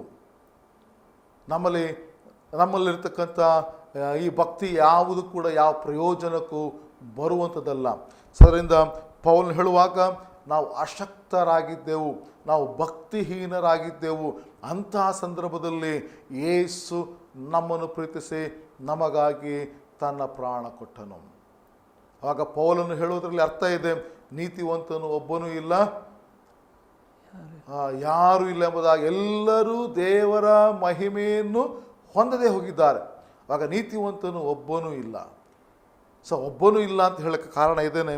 ಯಾಕೆಂದರೆ ದೇವರು ನಮ್ಮನ್ನು ಪ್ರೀತಿಸಿದಾಗ, ದೇವರು ತನ್ನ ಮಗನಾದ ಯೇಸು ಕ್ರಿಸ್ತನ ಮೂಲಕವಾಗಿ ನಮ್ಮನ್ನು ಪ್ರೀತಿಸಿದಾಗ, ತನ್ನ ಪ್ರೀತಿಯನ್ನು ತೋರಿಸಿದಾಗ ನಾವು ಪಾಪಿಗಳಾಗಿದ್ದೆವು, ನಾವು ಭಕ್ತಿಹೀನರಾಗಿದ್ದೆವು. ನಂತರ 8ನೇ ವಾಕ್ಯದಲ್ಲಿ ನೋಡ್ತೇವೆ, ಆದರೆ ನಾವು ಪಾಪಿಗಳಾಗಿದ್ದಾಗಲೂ ಕ್ರಿಸ್ತನು ನಮಗೋಸ್ಕರ ಪ್ರಾಣ ಕೊಟ್ಟದರಲ್ಲಿ ದೇವರು ನಮ್ಮ ಮೇಲೆ ತನಗಿಟ್ಟಿರುವ ಪ್ರೀತಿಯನ್ನು ಸಿದ್ಧಾಂತಪಡಿಸಿದ್ದಾನೆ. ಸ್ತೋತ್ರ. ಸೊ ಇಲ್ಲಿ ನೋಡ್ತೇವೆ, ನಾವು ಪಾಪಿಗಳಾಗಿದ್ದಾಗ ಕ್ರಿಸ್ತನು ನಮಗೋಸ್ಕರ ಪ್ರಾಣ ಕೊಟ್ಟದರ ನಿಮಿತ್ತವಾಗಿ ದೇವರು ನಮ್ಮ ಮೇಲೆ ತನಗಿರೋ ಪ್ರೀತಿಯನ್ನು ತಾನು ಸಾಬೀತುಪಡಿಸಿದ್ದಾನೆ. ಆವಾಗ ದೇವರು ನಮ್ಮನ್ನು ಪ್ರೀತಿಸುತ್ತಾನೆ ಎಂಬುದನ್ನು ಈ ಯೇಸು ಕ್ರಿಸ್ತನ ಕ್ರಿಯೆಯ ಮೂಲಕವಾಗಿ ನಮಗದು ಸ್ಪಷ್ಟವಾಗ್ತದೆ. ಅದರಿಂದ ಈ ಲೋಕದಲ್ಲಿ ಯಾವುದೇ ಒಬ್ಬ ವ್ಯಕ್ತಿ, ಯಾವುದೇ ಗಣ್ಯ ವ್ಯಕ್ತಿಯಾಗಿದ್ದರೂ, ಯಾವುದೇ ಧಾರ್ಮಿಕ ವ್ಯಕ್ತಿಯಾಗಿದ್ದರೂ, ಯಾವುದೇ ಸಾಮಾಜಿಕ ವ್ಯಕ್ತಿಯಾಗಿದ್ದರೂ, ಯಾವುದೇ ಐಶ್ವರ್ಯವಂತನಾದರೂ ಯಾರು ಕೂಡ ಅವರು ಪಾಪಿಗಳನ್ನು ಪ್ರೀತಿಸುವುದಿಲ್ಲ. ನಮ್ಮ ಪುರಾಣಗಳಲ್ಲಿ ನೋಡುವಾಗ ಅಲ್ಲಿ ಶಿಷ್ಟರನ್ನು ರಕ್ಷಣೆ ಮಾಡುವುದಕ್ಕಾಗಿ ಜನರು ಬಂದರು ಎಂಬುದಾಗಿ ನೋಡ್ತೇವೆ. ಆದರೆ ಪಾಪಿಗಳನ್ನು ರಕ್ಷಣೆ ಮಾಡಲಿಕ್ಕಾಗಿ ಯಾರೂ ಬರಲಿಲ್ಲ. ಆದರೆ ಪಾಪಿಗಳನ್ನು ರಕ್ಷಣೆ ಮಾಡಲಿಕ್ಕಾಗಿ ಬಂದಂತು ಒಬ್ಬನೇ ಒಬ್ಬನು ಮಾತ್ರ, ಅದು ಯೇಸು ಕ್ರಿಸ್ತನು ಮಾತ್ರ. ಆವಾಗ ನಾವಿಲ್ಲಿ ನೋಡ್ತೇವೆ, ನಾವು ಅಶಕ್ತರಾಗಿದ್ದಾಗ ಯೇಸು ನಮ್ಮನ್ನು ಪ್ರೀತಿಸಿದನು, ನಾವು ಭಕ್ತಿಹೀನರಾಗಿದ್ದಾಗ ಆತ ನಮ್ಮನ್ನು ಪ್ರೀತಿಸಿದನು, ನಾವು ಪಾಪಿಗಳಾಗಿದ್ದಾಗ ಆತ ನಮ್ಮನ್ನು ಪ್ರೀತಿಸಿದನು. ಮತ್ತು 10ನೇ ವಾಕ್ಯ, ನಾವು ಆತನ ಮಗನ ಮರಣದ ಮೂಲಕ ಅದರ ಮುಂಚೆ ದೇವರಿಗೆ ವೈರಿಗಳಾಗಿದ್ದ ನಾವು ಆತನ ಮಗನ ಮರಣದ ಮೂಲಕ ಆತನೊಂದಿಗೆ ಸಮಾಧಾನವಾಗಿರಲಾಗಿ ಆತನ ಕೂಡ ಸಮಾಧಾನವಾದ ನಮಗೆ ಆ ಮಗನಿರುವ ಜೀವದಿಂದ ರಕ್ಷಣೆಯಾಗುವುದು ಮತ್ತು ನಿಶ್ಚಯವಲ್ಲವೇ. ಇಲ್ಲಿ ನೋಡ್ತೇವೆ, ದೇವರಿಗೆ ವೈರಿಗಳಾಗಿದ್ದ ನಾವು. ಅವಾಗ ನಾವು ದೇವರಿಗೆ ವೈರಿಗಳಾಗಿದ್ದೆವು. ದೇವರಿಗೆ ವೈರಿಗಳಾಗಿರ್ಲಿಕ್ಕೆ ಕಾರಣ, ದೇವರು ಪರಿಶುದ್ಧನಾಗಿದ್ದಾನೆ, ನಾವು ಅಪರಿಶುದ್ಧರು, ಅಪವಿತ್ರರು. ಯಾಕೆಂದರೆ ಪಾಪ ಮಾಡಿ ನಾವು ದೇವರಿಂದ ದೂರ ಹೋಗಿದ್ದೇವೆ. ಹಾಗೆ ದೇವರಿಂದ ದೂರ ಹೋಗಿರುವುದರಿಂದ ನಾವು ವೈರಿಗಳಾಗಿದ್ದೇವೆ. ಅದರಿಂದ ವೈರಿಗಳಾದ ನಮ್ಮನ್ನು ಆತನು ಪ್ರೀತಿಸಿದನು. ಹಾಗೆ ಒಬ್ಬ ವೈರಿಯನ್ನು ಯಾರೂ ಕೂಡ ಪ್ರೀತಿಸುವುದಿಲ್ಲ, ಅದು ಯೇಸು ಕ್ರಿಸ್ತನು ಮಾತ್ರ ತನ್ನ ವೈರಿಗಳನ್ನು ತಾನು ಪ್ರೀತಿಸುವನಾಗಿದ್ದಾನೆ. ಅದರಿಂದ ಒಬ್ಬ ವ್ಯಕ್ತಿ ತನ್ನ ಪಾಪಗಳನ್ನು ಅರಿಕೆ ಮಾಡಿ ಯೇಸು ಕ್ರಿಸ್ತ ತನ್ನ ಸ್ವಂತ ರಕ್ಷಕನ ಅಂಗೀಕರಿಸುವಾಗ ದೇವರು ಅವನಿಗೆ ತನ್ನ ಮಗನು ಎಂಬುದಾಗಿ ಮಾಡುವುದು ಮಾತ್ರವಲ್ಲ, ಅವನನ್ನು ನೀತಿವಂತನು ಎಂಬುದಾಗಿ ದೇವರು ಎಣಿಸುತ್ತಾನೆ. ಅವನ ನೀತೀಕರಿಸುವವನಾಗಿದ್ದಾನೆ. ಹಾಗೆ ಅವನು ನೀತೀಕರಿಸುವುದರ ಮೂಲಕವಾಗಿ ಅವನು ನೀತಿವಂತನಾಗಿ ಅವನು ಮಾರ್ಪಡುವವನಾಗಿದ್ದಾನೆ. ನಂತರ ನಾವು ನೋಡುವಾಗ ಆ ನೀತೀಕರಣದ ನಂತರ ಅವನು ಹೊಸದಾಗಿ ಹುಟ್ಟುವಂಥವನಾಗಿದ್ದಾನೆ. ಅಂದರೆ ದೇವರ ವಾಕ್ಯ ಅವನ ಹೃದಯದಲ್ಲಿ ಕಾರ್ಯ ಮಾಡುವಾಗ ಅವನು ಹೊಸದಾಗಿ ಹುಟ್ಟುವವನಾಗಿದ್ದಾನೆ. ನಾವು ಯೋಹಾನ ಸುವಾರ್ತೆ ಅದರ 3ನೇ ಅಧ್ಯಾಯ ಅದರ 3ನೇ ವಾಕ್ಯದಿಂದ ನೋಡ್ತೇವೆ. ಅದಕ್ಕೆ ಯೇಸು, ನಾನು ನಿನಗೆ ನಿಜವಾಗಿ ಹೇಳುತ್ತೇನೆ, ಒಬ್ಬನು ಹೊಸದಾಗಿ ಹುಟ್ಟದಿದ್ದರೆ ಅವನು ದೇವರ ರಾಜ್ಯವನ್ನು ಕಾಣಲಾರನು ಅಂದನು. ನಿಕೋದೇಮನು ಆತನನ್ನು, ಮನುಷ್ಯನು ಮುದುಕನಾದ ಮೇಲೆ ಹುಟ್ಟುವುದು ಹೇಗೆ? ಅವನು ತನ್ನ ತಾಯಿಯ ಗರ್ಭದಲ್ಲಿ ತಿರುಗಿ ಸೇರಿ ಹುಟ್ಟುವುದಾದೀತೆ ಎಂದು ಕೇಳಿದನು. ಅದಕ್ಕೆ ಯೇಸು, ನಾನು ನಿನಗೆ ನಿಜವಾಗಿ ಹೇಳುತ್ತೇನೆ, ಒಬ್ಬನು ನೀರಿನಿಂದಲೂ ಆತ್ಮನಿಂದಲೂ ಹುಟ್ಟದಿದ್ದರೆ ದೇವರ ರಾಜ್ಯಕ್ಕೆ ಸೇರಲಾರನು. ದೇಹದಿಂದ ಹುಟ್ಟಿದ್ದು ದೇಹವೇ, ಆತ್ಮನಿಂದ ಹುಟ್ಟಿದ್ದು ಆತ್ಮವೇ. ಓಕೆ, ನಾವಿಲ್ಲಿ ಈ ವಾಕ್ಯ ಭಾಗದಲ್ಲಿ ಯೇಸು ನಿಕೋದೇಮನಿಗೆ ಹೇಳ್ತಾ ಇದ್ದಾನೆ, ಅವನು ಹೊಸದಾಗಿ ಹುಟ್ಟಬೇಕು. ಹೊಸದಾಗಿ ಹುಟ್ಟದಿದ್ದರೆ ಅವನು ದೇವರ ರಾಜ್ಯಕ್ಕೆ ಸೇರಲಾರನು. ಇವಾಗ ಹೊಸದಾಗಿ ಹುಟ್ಟುವುದು ಹೇಗೆ? ನಾವು ಒಂದೆರಡು ವಾಕ್ಯಗಳನ್ನು ಬೇಗ ನೋಡೋಣ. ತೀತನ ಪುಸ್ತಕ 3ನೇ ಅಧ್ಯಾಯ ಅದರ 5ನೇ ವಾಕ್ಯ. ತೀತ 3:5. ನಾವು ಮಾಡಿದ ಪುಣ್ಯ ಕ್ರಿಯೆಗಳ ನಿಮಿತ್ತದನ್ನಲ್ಲ, ಆತನ ಕರುಣೆಯಲ್ಲಿಯೇ ಪುನರ್ಜನ್ಮವನ್ನು ಸೂಚಿಸುವ ಸ್ನಾನದ ಮೂಲಕವಾಗಿಯೂ ಪವಿತ್ರಾತ್ಮನು ನಮ್ಮಲ್ಲಿ ನೂತನ ಸ್ವಭಾವವನ್ನು ಉಂಟು ಮಾಡುವುದರ ಮೂಲಕವಾಗಿಯೂ ಆತನು ನಮ್ಮನ್ನು ರಕ್ಷಿಸಿದನು. ಓಕೆ, ಇಲ್ಲಿ ನೋಡ್ತೇವೆ, ಪುನರ್ಜನ್ಮ ನಮ್ಮಲ್ಲಿ ಉಂಟಾಗ್ತದೆ. ಅವಾಗ ನೂತನವಾಗಿ ಹೊಸದಾಗಿ ಹುಟ್ಟುವುದೆಂಬುದಾಗಿ ಹೇಳುವಾಗ ಪುನರ್ಜನ್ಮ ನಮ್ಮಲ್ಲಿ ಉಂಟಾಗ್ತದೆ. ಏನು ಪುನರ್ಜನ್ಮ ಅಂದರೆ? ನಾವು ಈ ಲೋಕದಲ್ಲಿ ಅನೇಕ ಜನರಲ್ಲಿ ನಾವು ಈ ಪುನರ್ಜನ್ಮ ಎನ್ನುವಂಥ ನಂಬಿಕೆಯನ್ನು ನೋಡ್ತೇವೆ.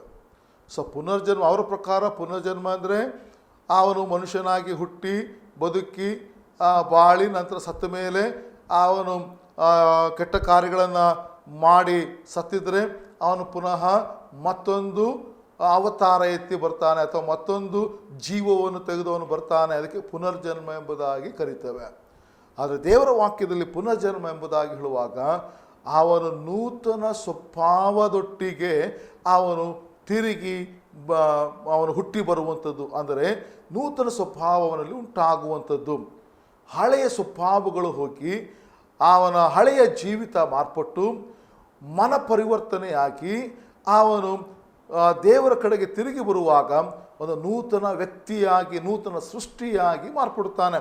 ನಾವು 2 ಕೊರಿಂಥ 5:17 ನೋಡ್ತೇವೆ, ಒಬ್ಬನು ಕ್ರಿಸ್ತ ಯೇಸುವಿರುವುದಾಗಿದ್ದರೆ ಅವನು ನೂತನ ಸೃಷ್ಟಿಯಾದನು ಎಂಬುದಾಗಿ 2 ಕೊರಿಂಥ 5:17.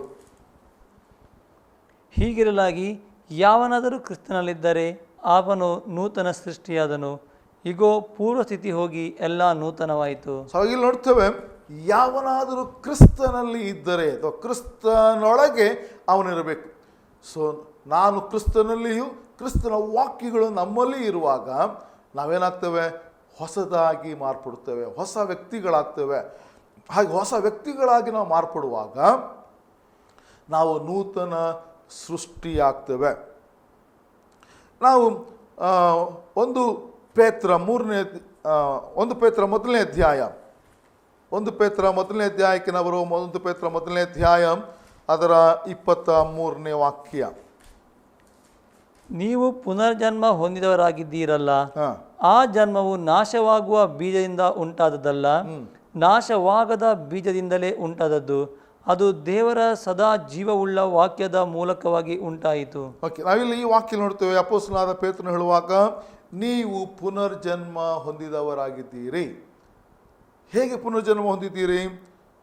ಆ ಜನ್ಮವು ನಾಶವಾಗುವ ಬೀಜದಿಂದ ಉಂಟಾದಲ್ಲ, ನಾಶವಾಗದ ಬೀಜದಿಂದಲೇ ಉಂಟಾದದ್ದು. ಯಾವುದು ಆ ಬೀಜ? ಅದು ದೇವರ ಸದಾ ಜೀವವುಳ್ಳ ವಾಕ್ಯ. ಸೊ ವಾಕ್ಯ ಎನ್ನುವಂಥ ಬೀಜದ ಮೂಲಕವಾಗಿ ಒಬ್ಬ ವ್ಯಕ್ತಿ ಅವನು ಹೊಸದಾಗಿ ಹುಟ್ಟುತ್ತಾನೆ.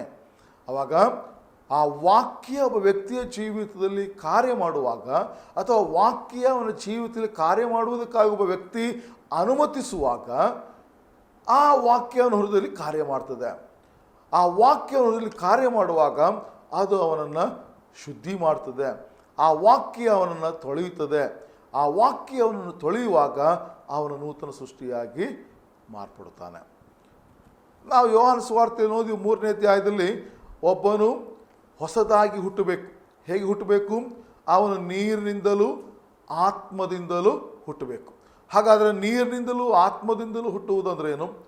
ಅಲ್ಲಿ ನೀರು ಎಂಬುದಾಗಿ ಹೇಳುವಾಗ ಅದು 2-3 ಸಂಗತಿಗಳಿಗೆ ಹೋಲಿಕೆ ಆಗ್ತದೆ. ನೀರು ಒಂದು ಸ್ವಾಭಾವಿಕ ಜನನವನ್ನು ಸೂಚಿಸ್ತದೆ. ನೀರು ದೇವರ ವಾಕ್ಯವನ್ನು ಸೂಚಿಸ್ತದೆ. ನೀರು ದೀಕ್ಷಾ ಸ್ನಾನವನ್ನು ಸೂಚಿಸ್ತದೆ. ಸೊ ಹೀಗೆ ನಾವು ಹೊಸದಾಗಿ ಹುಟ್ಟುವುದು, ದೇವರ ವಾಕ್ಯ ನಮ್ಮ ಹೃದಯಗಳಲ್ಲಿ ಅದು ಕ್ರಿಯೆ ಮಾಡಬೇಕು. ನಾವು ಯೆಹೆಜ್ಕೇಲನ ಪ್ರವಾದನೆ ಗ್ರಂಥ 36ನೇ ಅಧ್ಯಾಯದಲ್ಲಿ ನೋಡ್ತೇವೆ. ಯೆಹೆಜ್ಕೇಲನ ಪ್ರವಾದನೆ ಗ್ರಂಥ 36ನೇ ಅಧ್ಯಾಯ ಅದರ 25-26 ವಾಕ್ಯಗಳು. ಯೆಹೆಜ್ಕೇಲನ ಪ್ರವಾದನೆ ಗ್ರಂಥ 36ನೇ ಅಧ್ಯಾಯ ಅದರ 25-26 ವಾಕ್ಯಗಳು. ನಾನು ನಿಮ್ಮ ಮೇಲೆ ನಿರ್ಮಲೋದಕವನ್ನು ಪ್ರೋಕ್ಷಿಸಲು ನೀವು ನಿರ್ಮಲವಾಗುವಿರಿ. ನಿಮ್ಮ ಸಮಸ್ತ ವಿಗ್ರಹಗಳಿಂದಲೂ ಸಕಲ ವಿಧವಾದ ಹೊಲಸಿನಿಂದಲೂ ನಿಮ್ಮನ್ನು ಶುದ್ಧಿ ಮಾಡುವೆನು. ನಾನು ನಿಮಗೆ ಹೊಸ ಮನಸ್ಸನ್ನು ಕೊಟ್ಟು ನಿಮ್ಮಲ್ಲಿ ನೂತನ ಸ್ವಭಾವವನ್ನು ಹುಟ್ಟಿಸುವೆನು. ಕಲ್ಲಾದ ಹೃದಯವನ್ನು ನಿಮ್ಮೊಳಗಿಂದ ತೆಗೆದು ಮೃದುವಾದ ಹೃದಯವನ್ನು ನಿಮಗೆ ದಯಪಾಲಿಸುವೆನು. ಹಾಗಿಲ್ಲಿ ಹೊಸದಾಗಿ ಹುಟ್ಟುವಂಥದ್ದು. ಅವಾಗ 25ನೇ ವಾಕ್ಯ ನೋಡ್ತೇವೆ, ನಿಮ್ಮ ಮೇಲೆ ನಿರ್ಮಲೋದಕವನ್ನು ನಾನು ಪ್ರೋಕ್ಷಿಸ್ತೇನೆ. ಏನು ನಿರ್ಮಲೋದಕ ಅಂದರೆ? ನಿರ್ಮಲೋದಕ ಎಂಬುದಾಗಿ ಹೇಳುವಾಗ ಅದು ಶುದ್ಧವಾದಂಥ ನೀರು, ಪವಿತ್ರವಾದಂಥ ನೀರು. ಆ ಪವಿತ್ರವಾದ ನೀರು ಯಾವುದೆಂಬುದಾಗಿ ನೋಡುವಾಗ ದೇವರ ವಾಕ್ಯ. ಸೊ ಆ ದೇವರ ವಾಕ್ಯ ಎನ್ನುವಂಥ ನೀರನ್ನು ಪ್ರೋಕ್ಷಿಸುವಾಗ ನಾವು ಶುದ್ಧವಾಗ್ತೇವೆ. ಹಾಗೆ ಶುದ್ಧವಾದ ಮೇಲೆ ನಮ್ಮಲ್ಲಿರ್ತಕ್ಕಂಥ ಸಮಸ್ತ ವಿಗ್ರಹಗಳು, ಸಕಲ ವಿಧವಾದ ಹೊಲಸು ಅದರಿಂದ ತೆಗೆದು ಹಾಕಲ್ಪಡುತ್ತದೆ. ಸೊ ವಿಗ್ರಹಗಳು ಯಾವುದು? ವಿಗ್ರಹಗಳು ಸೊ ಈ ಲೋಕದಲ್ಲಿ ಕಾಣತಕ್ಕಂಥ ಶಿಲೆಗಳು ಅಲ್ಲ. ಒಂದು ಕಡೆ ಪ್ರಾರಂಭವಾಗಿ ರಕ್ಷಣೆ ಅನುಭವಕ್ಕೆ ಬರುವಾಗ, ದೇವರ ಮಗನಾಗಿ ಮಾರ್ಪಡುವಾಗ ಸೊ ಅವುಗಳಿಂದೆಲ್ಲ ಹೊರಗೆ ಬರಬೇಕು, ನಿಜ. ಅದಲ್ಲದೆ ನಮ್ಮ ಜೀವಿತದಲ್ಲಿ ಅನೇಕ ವಿಗ್ರಹಗಳಿಗೆ ಸಮವಾಗಿರ್ತಕ್ಕಂಥ ಸಂಗತಿಗಳಿದೆ. ವಿಗ್ರಹಗಳಿಗೆ ಸಮವಾದರೆ ದೇವರನ್ನು ಪ್ರೀತಿಸುವುದಕ್ಕಿಂತ ಹೆಚ್ಚಾಗಿ ಪ್ರೀತಿಸುವಂಥ ಅನೇಕ ಸಂಗತಿಗಳು ನಮ್ಮ ಜೀವಿತದಲ್ಲುಂಟು. ಅದು ವ್ಯಕ್ತಿಗಳಾಗಿರಬಹುದು, ವಸ್ತುಗಳಾಗಿರಬಹುದು, ಹಣವಾಗಿರಬಹುದು, ಮನೆಯಾಗಿರಬಹುದು, ಸಂಪತ್ತಾಗಿರಬಹುದು. ಕ್ರಿಸ್ತನಿಗಿಂತ ಅಥವಾ ದೇವರಿಗಿಂತ ಹೆಚ್ಚಾಗಿ ಇವುಗಳನ್ನು ಪ್ರೀತಿಸುವುದಾದರೆ ಅದು ವಿಗ್ರಹಗಳು. ಸೊ ಆ ವಿಗ್ರಹಗಳನ್ನು ನಮ್ಮ ಹೃದಯದಿಂದ ತೆಗೆದುಹಾಕಬೇಕು. ನಂತರ ಇಲ್ಲಿ ಸಕಲ ವಿಧವಾದಂಥ ಹೊಲಸು ಅಂದರೆ ಅಯೋಗ್ಯವಾದ ಸಂಗತಿಗಳು, ಪಾಪದ ಸಂಗತಿಗಳು, ಪಾಪದ ಸ್ವಭಾವಗಳು, ಪಾಪದ ಜೀವಿತಗಳು, ಪಾಪದ ಕ್ರಿಯೆಗಳು ಅದು ನಮ್ಮಲ್ಲಿರುವಂಥದ್ದಾಗಿದೆ. ಆ ಹೊಲಸಿನಿಂದ ಅದು ನಮ್ಮನ್ನು ಶುದ್ಧಿ ಮಾಡ್ತದೆ. ಅವಾಗ ದೇವರ ವಾಕ್ಯ ಎನ್ನುವಂಥ ನೀರು ನಮ್ಮ ಹೃದಯದಲ್ಲಿ ಕ್ರಿಯೆ ಮಾಡಲಿಕ್ಕಾಗಿ ಪ್ರಾರಂಭಿಸುವಾಗ ಅಲ್ಲಿ ಒಂದು ಶುದ್ಧೀಕರಣ ನಡೆಯುತ್ತದೆ. ಆ ಶುದ್ಧೀಕರಣ ನಡೆಯುವಾಗ ಈ ಬೇಡವಾದ ಸಂಗತಿಗಳೆಲ್ಲ ಅದು ತೆಗೆದು ಹಾಕಲ್ಪಡುತ್ತದೆ. ನಾವು ಅನೇಕ ಸಮಯಗಳಲ್ಲಿ ದೇವರ ವಾಕ್ಯಗಳನ್ನು ಕೇಳ್ತೇವೆ, ಹೌದು ಹೀಗೆ ಮಾಡಬೇಕೆಂಬುದಾಗಿ ನಾವು ಅಂದ್ಕೊಳ್ತೇವೆ, ಆದರೆ ನಾವು ಅದನ್ನು ಮಾಡುವುದಿಲ್ಲ. ಆವಾಗ ದೇವರ ವಾಕ್ಯನ ಕೇಳುವುದು ಮಾತ್ರವಲ್ಲ, ಆ ವಾಕ್ಯಗಳನ್ನು ನಾವು ಅನುಸರಿಸುವುದಕ್ಕೆ, ಅದಕ್ಕೆ ವಿಧೇಯರಾಗಲಿಕ್ಕೆ, ಅದಕ್ಕೆ ನಾವು ಒಪ್ಪಿಸಿಕೊಡುವುದಕ್ಕೆ, ಸಮರ್ಪಿಸಿಕೊಡುವುದಕ್ಕೆ, ಆ ವಾಕ್ಯನ ಹೊರದಲ್ಲಿ ಕ್ರಿಯೆ ಮಾಡಲಿಕ್ಕೆ ನಾವು ಸಮರ್ಪಿಸಿಕೊಡುವಾಗ ಅಲ್ಲಿ ಒಂದು ಶುದ್ಧೀಕರಣ ನಡೀತದೆ. ಈ ಬೇಡವಾದ ಸಂಗತಿಗಳೆಲ್ಲ ಅದು ತೆಗೆದು ಹಾಕಲ್ಪಡುತ್ತದೆ. ಆ ವಾಕ್ಯ ನಮ್ಮ ಹೃದಯದಲ್ಲಿ ನೆಲೆಗೊಳ್ಳಬೇಕು, ವಾಕ್ಯ ಕ್ರಿಯೆ ಮಾಡಬೇಕು. ಆ ವಾಕ್ಯ ನಮ್ಮ ಹೃದಯದಲ್ಲಿ ತುಂಬಲ್ಪಟ್ಟಿರುವಾಗ ಮಾತ್ರ, ಅದು ಕ್ರಿಯೆ ಮಾಡುವಾಗ ಮಾತ್ರ ಅದು ಶುದ್ಧೀಕರಣ ಆಗ್ತದೆ. ಹಾಗೆ ಅದು ಶುದ್ಧಿ ಆದಮೇಲೆ 26ನೇ ವಾಕ್ಯ ಹೇಳ್ತದೆ, ಹೊಸ ಮನಸ್ಸು ಕೊಡಲ್ಪಡುತ್ತದೆ. ಹೊಸ ಮನಸ್ಸು. ಆವಾಗ ಇದುವರೆಗೂ ಪಾಪ ಮಾಡಬೇಕೆಂಬುದಾಗಿದ್ದಂಥ ಮನಸ್ಸು, ಇದುವರೆಗೂ ಪಾಪ ಮಾಡಬೇಕೆಂದಂಥ ಸ್ವಭಾವ, ಕೆಟ್ಟದ್ದು ಮಾತನಾಡಬೇಕೆಂಬುದಾಗಿದ್ದಂಥ ಮಾತುಗಳು ಅದೆಲ್ಲ ಈಗ ನೀಗಿ ಹೋಗಿ ಏನಾಗ್ತದೆ, ಈಗ ಹೊಸ ಮನಸ್ಸು ಬರ್ತದೆ, ಹೊಸ ಸ್ವಭಾವ ಬರ್ತದೆ, ನೂತನ ಮಾತುಗಳು ಬರ್ತದೆ. ಹಳೆಯ ಕೆಟ್ಟ ಮಾತುಗಳೆಲ್ಲ ನೀಗಿ ಹೋಗ್ತದೆ. ಈಗ ಹೊಸ ಮಾತುಗಳು ನಮ್ಮ ಹೃದಯಗಳಲ್ಲಿ, ನಮ್ಮ ಬಾಯಲ್ಲಿ ಬರ್ತದೆ. ಹೊಸ ಮಾತು ಬರ್ತದೆ, ಹೊಸ ಮನಸ್ಸು ಬರ್ತದೆ, ನೂತನ ಸ್ವಭಾವ ಉಂಟಾಗ್ತದೆ. ನಂತರ ಕಲ್ಲಾದ ಹೃದಯ, ಕಠಿಣವಾದ ಹೃದಯ, ಕಠಿಣವಾದ ಮನಸ್ಸು ಅದು ನೀಗಿ ಹೋಗಿ ಮೃದುವಾದ ಹೃದಯ, ಮೃದುವಾದ ಮನಸ್ಸು ಅವರ ಜೀವಿತದಲ್ಲಿ ಉಂಟಾಗ್ತದೆ. ಆವಾಗ ಎಲ್ಲಿವರೆಗೆ ಕಲ್ಲಾದ ಹೃದಯ ಇರ್ತದೆಯೋ ಅಲ್ಲಿವರೆಗೆ ಸೈತಾನು ಕಾರ್ಯ ಮಾಡ್ತಾನೆ. ಆದರೆ ಮೃದುವಾದ ಹೃದಯ ಬರುವಾಗ ದೇವರಾತ್ಮನು ಕಾರ್ಯ ಮಾಡಲಿಕ್ಕಾಗಿ ಆರಂಭಿಸ್ತಾನೆ. ಅಂದರೆ ನಾವು ರಕ್ಷಣೆ ಅನುಭವ ಹೊಂದುವಾಗ ಪವಿತ್ರಾತ್ಮನು ಕಾರ್ಯ ಮಾಡ್ತಾನೆ. ನಾನು ಮೊದಲು ಹೇಳಿದೆ, ಪವಿತ್ರಾತ್ಮನು ದೇವರ ವಾಕ್ಯದ ಮೂಲಕವಾಗಿ ನಮ್ಮ ಹೃದಯದಲ್ಲಿ ಕಾರ್ಯ ಮಾಡ್ತಾನೆ ಎಂಬುದಾಗಿ. ನಾವು 1 ಕೊರಿಂಥ 12ನೇ ಅಧ್ಯಾಯ 3ನೇ ವಾಕ್ಯ ನೋಡುವಾಗ, ಒಬ್ಬನು ಯೇಸುವನ್ನು ಕರ್ತನೆಂದು ನಂಬಬೇಕಾಗಿದ್ದರೆ, ಅಂಗೀಕರಿಸಬೇಕಾಗಿದ್ದರೆ, ಹಾಗೆ ಪ್ರೇರೇಪಿಸಲ್ಪಡಬೇಕಾಗಿದ್ದರೆ ಅಲ್ಲಿ ಪವಿತ್ರಾತ್ಮನ ಸಹಾಯ ನಮಗೆ ಬೇಕು. 1 ಕೊರಿಂಥ 12:3 ನಾವು ಅದನ್ನು ನೋಡ್ತೇವೆ. ಹೀಗಿರುವುದರಿಂದ ನಾನು ನಿಮಗೆ ತಿಳಿಸುವುದನ್ನು ಕೇಳಿರಿ. ದೇವರಾತ್ಮನ ಪ್ರೇರಣೆಯಿಂದ ಮಾತಾಡುವ ಯಾವ ಮನುಷ್ಯನಾದರೂ ಯೇಸುವನ್ನು ಶಾಪಗ್ರಸ್ತನೆಂದು ಹೇಳುವುದಿಲ್ಲ, ಮತ್ತು ಪವಿತ್ರಾತ್ಮನ ಪ್ರೇರಣೆಯಿಂದಲೇ ಹೊರತು ಯಾವ ಮನುಷ್ಯನಾದರೂ ಯೇಸುವನ್ನು ಕರ್ತನೆಂದು ಹೇಳಲಾರನು. ಓಕೆ, ಅವಾಗ ಪವಿತ್ರಾತ್ಮನ ಪ್ರೇರಣೆಯಿಂದ ಮಾತ್ರ ಒಬ್ಬ ವ್ಯಕ್ತಿ ಯೇಸುವನ್ನು ಕರ್ತನೆಂದು ತನ್ನ ಹೃದಯದಲ್ಲಿ ನಂಬುವುದಕ್ಕೆ, ಅಂಗೀಕರಿಸುವುದಕ್ಕೆ, ಸ್ವೀಕಾರ ಮಾಡಲಿಕ್ಕೆ ಸಾಧ್ಯ. ಆಗ ಪವಿತ್ರಾತ್ಮ ಮತ್ತು ದೇವರ ವಾಕ್ಯ ಇದೆರಡು ಜೊತೆಯಾಗಿ ನಮ್ಮ ಹೃದಯಗಳಲ್ಲಿ ಕಾರ್ಯ ಮಾಡ್ತದೆ. ಆಗ ಪವಿತ್ರಾತ್ಮನು ವಾಕ್ಯಗಳ ಮೂಲಕವಾಗಿ ನಮ್ಮ ಹೃದಯಗಳಲ್ಲಿ ಕಾರ್ಯ ಮಾಡ್ತಾನೆ. ಸೊ ಆಗ ನಮ್ಮ ಹಳೆಯ ಸ್ವಭಾವಗಳೆಲ್ಲ ಹೋಗ್ತದೆ, ನೂತನ ಸ್ವಭಾವ ಉಂಟಾಗ್ತದೆ. ನಾನು ನೂತನ ಮನುಷ್ಯನಾಗಿ, ನೂತನ ವ್ಯಕ್ತಿಯಾಗಿ ನಾನು ಮಾರ್ಪಡ್ತೇನೆ. ಆವಾಗ ನಾನು ದೇವರಿಂದ ಹುಟ್ಟುವಂಥ ಸಮಯದಲ್ಲಿ ನನ್ನ ಪಾಪಗಳು ಕ್ಷಮಿಸಲ್ಪಡುತ್ತದೆ. ನಾನು ಯೇಸುವನ್ನು ಕ್ರಿಸ್ತನೆಂದು ನಂಬಿ ನನ್ನ ಹೃದಯದಲ್ಲಿ ನಾನು ಸ್ವೀಕಾರ ಮಾಡಿ ಆತನೇ ದೇವರೆಂಬುದಾಗಿ ನಾನು ಅಂಗೀಕರಿಸ್ತೇನೆ. ಹಾಗೆ ಆ ಮಾನಸಾಂತರ ಅಥವಾ ಮನಪರಿವರ್ತನೆ ನನ್ನ ಜೀವಿತದಲ್ಲಿ ಉಂಟಾಗುವಾಗ ಅಲ್ಲಿ ನೋಡ್ತೇವೆ, ದೇವರು ನನ್ನನ್ನು ನೀತಿವಂತನು ಎಂಬುದಾಗಿ ನನ್ನನ್ನು ಪರಿಗಣಿಸ್ತಾನೆ. ನನ್ನನ್ನು ಆತ ನೀತಿವಂತನು ಎಂಬುದಾಗಿ ಪರಿಗಣಿಸಿದ ಮೇಲೆ ನಾನು ಹೊಸದಾಗಿ ಹುಟ್ಟುತ್ತೇನೆ. ಯಾಕೆಂದರೆ ದೇವರ ವಾಕ್ಯ ನನ್ನೊಳಗೆ ಪರಿಶುದ್ಧಾತ್ಮನ ಮೂಲಕವಾಗಿ ಕಾರ್ಯ ಮಾಡಲಿಕ್ಕಾಗಿ ಅದು ಆರಂಭಿಸುತ್ತದೆ. ದೇವರ ವಾಕ್ಯ ಅದು ನೀರಿಗೆ ಸಮ, ಅದು ಶುದ್ಧಿ ಮಾಡ್ತದೆ. ದೇವರ ವಾಕ್ಯ ಅದು ಬೀಜಕ್ಕೆ ಸಮ, ಆ ಬೀಜ ಎನ್ನತಕ್ಕಂಥ ವಾಕ್ಯ ನನ್ನೊಳಗೆ ಒಂದು ನವ ಚೈತನ್ಯವನ್ನು, ಒಂದು ನವೀಕರಣವನ್ನು ಅದು ಉಂಟು ಮಾಡ್ತದೆ. ಒಂದು ನೂತನವಾದಂಥ ಚಿಗುರು, ನೂತನವಾದಂಥ ಒಂದು ಗಿಡ ನನ್ನ ಹೃದಯಗಳಲ್ಲಿ ಅದು ಸೃಷ್ಟಿಸಲ್ಪಡುತ್ತದೆ, ಉತ್ಪತ್ತಿ ಆಗ್ತದೆ.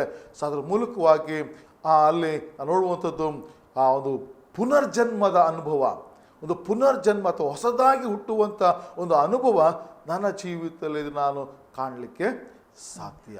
ಸೊ ಹಾಗೆ ನಾನು ಹೊಸದಾಗಿ ಹುಟ್ಟುತ್ತೇನೆ. ಅದರ ನಂತರ ನಾನು ಕೊನೆಯದಾಗಿ ನೋಡುವಾಗ ಅದರಲ್ಲಿ ದತ್ತುಪುತ್ರ ಸ್ವೀಕಾರ. ನಾನು ದೇವರ ಕುಟುಂಬದಲ್ಲಿ ನಾನೊಬ್ಬ ಮಗನಾಗಿ ಮಗಳಾಗಿ ಸ್ವೀಕರಿಸಲ್ಪಡುತ್ತೇನೆ. ಯಾಕೆಂದರೆ ಯೇಸು ಕ್ರಿಸ್ತನು ದೇವರ ಏಕಮಾತ್ರ ಪುತ್ರನು. ಯೇಸು ಕ್ರಿಸ್ತನು ದೇವರ ಕುಟುಂಬದ ಏಕಮಾತ್ರ ಪುತ್ರನಾಗಿರುವಾಗ ನಾವು ಆತನ ಪುತ್ರ ಪುತ್ರಿಯರು ನಾವು ಹೇಗೆ ಆಗ್ತೇವೆ ಅಂದರೆ ನಮ್ಮನ್ನು ದತ್ತು ತೆಗೆದುಕೊಳ್ಳುವುದರ ಮೂಲಕವಾಗಿ. ಸೊ ನಾವು ಈ ಲೋಕದ ರೀತಿಯಲ್ಲೂ ಕೂಡ ದತ್ತುಪುತ್ರ ಸ್ವೀಕಾರ ಕಾನೂನಾತ್ಮಕವಾಗಿ ನೋಡುವಾಗ, ಕಾನೂನಾತ್ಮಕವಾಗಿ ಅವನು ದತ್ತುಪುತ್ರನಾಗಿ ಸ್ವೀಕಾರ ಮಾಡುವಾಗ ಆ ಕುಟುಂಬದಲ್ಲಿ ಹುಟ್ಟಿದಂಥ ಮಗನಿಗಿರುವಂಥ ಅದೇ ಅಧಿಕಾರ, ಅದೇ ಹಕ್ಕು ಬಾಧ್ಯತೆಗಳು ಈ ದತ್ತು ತೆಗೆದುಕೊಂಡಂಥ ಮಗನಿಗೆ ಕೂಡ ಇರುವಂಥದ್ದಾಗಿದೆ. ನಾವು ಎಫೆಸ ಪತ್ರಿಕೆ 1ನೇ ಅಧ್ಯಾಯ ಅದರ 4-5 ವಾಕ್ಯಗಳನ್ನು ಓದುವಾಗ ನಾವಲ್ಲಿ ಕಾಣ್ತೇವೆ. ಎಫೆಸ ಪತ್ರಿಕೆ 1ನೇ ಅಧ್ಯಾಯ ಅದರ 4-5 ವಾಕ್ಯಗಳು. ಹೇಗೆಂದರೆ ನಾವು ಪ್ರೀತಿಯಲ್ಲಿ ನಡೆದು ಆತನ ಸನ್ನಿಧಿಯಲ್ಲಿ ಪರಿಶುದ್ಧರು ದೋಷವಿಲ್ಲದವರು ಆಗಿರಬೇಕೆಂದು ನಮ್ಮನ್ನು ಜಗದುತ್ಪತ್ತಿಗೆ ಮುಂಚೆ ಕ್ರಿಸ್ತನಲ್ಲಿ ಆರಿಸಿಕೊಂಡನು. ಓಕೆ, ಸೊ ಇಲ್ಲಿ ನೋಡ್ತೇವೆ, ನಾವು ಪ್ರೀತಿಯಲ್ಲಿ ನಡೆದು ಆತನ ಸನ್ನಿಧಿ ಪರಿಶುದ್ಧರು ದೋಷವಿಲ್ಲದವರು ಆಗಿರಬೇಕೆಂದು ನಮ್ಮನ್ನು ಜಗದುತ್ಪತ್ತಿಗೆ ಮುಂಚೆ ಕ್ರಿಸ್ತನಲ್ಲಿ ಆರಿಸಿಕೊಂಡನು. 5ನೇ ವಾಕ್ಯ, 5-6 ವಾಕ್ಯ. ಆತನು ತನ್ನ ಕೃಪೆಯನ್ನು ಪ್ರಖ್ಯಾತಿಗೆ ತರಬೇಕೆಂದು ನಮ್ಮನ್ನು ಯೇಸುಕ್ರಿಸ್ತನ ಮೂಲಕ ತನ್ನ ಪುತ್ರರನ್ನಾಗಿ ಸ್ವೀಕರಿಸುವುದಕ್ಕೆ ದಯಾಪೂರ್ವಕವಾದ ತನ್ನ ಚಿತ್ತಾನುಸಾರವಾಗಿ ಮೊದಲೇ ಸಂಕಲ್ಪ ಮಾಡಿದ್ದನು. ಇಲ್ಲಿ ನೋಡ್ತೇವೆ, ಕ್ರಿಸ್ತನ ಮೂಲಕ ತನ್ನ ಪುತ್ರರನ್ನಾಗಿ ಸ್ವೀಕರಿಸುವುದಕ್ಕೆ. ಸೊ ಇಲ್ಲಿ ಆ ದತ್ತು ಪುತ್ರರು ಇರತಕ್ಕಂಥ, ದತ್ತು ಎನ್ನತಕ್ಕಂಥ ಪದಪ್ರಯೋಗ ಕನ್ನಡದಲ್ಲಿ ಇಲ್ಲ, ಬೇರೆ ಇಂಗ್ಲೀಷ್ ಭಾಷೆಯಲ್ಲಿ ನಮ್ಮನ್ನು ದತ್ತು ಪುತ್ರರನ್ನಾಗಿ ಸ್ವೀಕಾರ ಮಾಡಿದರು ಎಂಬುದಾಗಿ ನೋಡ್ತೇವೆ. ಸೊ ಅವಾಗ ದತ್ತು ತೆಗೆದುಕೊಳ್ಳುವಾಗ ಮಾತ್ರವೇ ನಮಗೆ ಕಾನೂನಾತ್ಮಕವಾಗಿ ಮಗನ ಸ್ಥಾನಮಾನ ನಮಗೆ ಸಿಕ್ಕುವಂಥದ್ದು. ಸುಮ್ಮನೆ ಒಬ್ಬ ವ್ಯಕ್ತಿಯನ್ನು ಮನೆಯಲ್ಲಿ ಸಾಕಿದರ ನಿಮಿತ್ತವಾಗಿ ಅವನು ಮಗನಾಗಿ ಮಾರ್ಪಡುವುದಿಲ್ಲ. ಒಂದು ವೇಳೆ ಆ ಸಾಕಿದ ತಂದೆ ತಾಯಿಗಳ ಪ್ರೀತಿ ಅವನಿಗೆ ಸಿಗ್ಬೋದು, ಅವನು ಜೀವಂತವಾಗಿರುವವರೆಗೂ ಒಂದು ವೇಳೆ ಸಹಾಯ ಮಾಡ್ಬೋದು, ಆದರೆ ತಂದೆ ತಾಯಿಗಳ ಆಸ್ತಿಯಲ್ಲಿ ಅವರಿಗೆ ಯಾವ ಪಾಲು ಸಿಕ್ಕುವುದಿಲ್ಲ.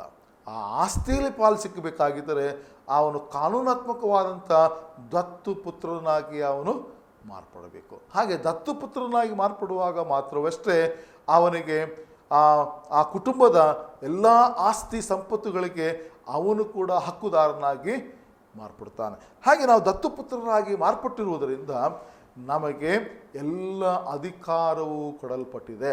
ನಾವು ಯೋಹಾನ ಸುವಾರ್ತೆ 1:12 ಓದಿದೆವು, ಯಾರ್ಯಾರು ಆತನ ಅಂಗೀಕರಿಸಿದರೋ ಅಂದರೆ ಆತನ ಹೆಸರಲ್ಲಿ ನಂಬಿಕೆ ಇಟ್ಟರೋ ಅವರಿಗೆ ದೇವರ ಮಕ್ಕಳಾಗುವ ಅಧಿಕಾರ ಕೊಟ್ಟನು. ಅಧಿಕಾರ ನಮಗೆ ಕೊಡಲ್ಪಟ್ಟಿದೆ.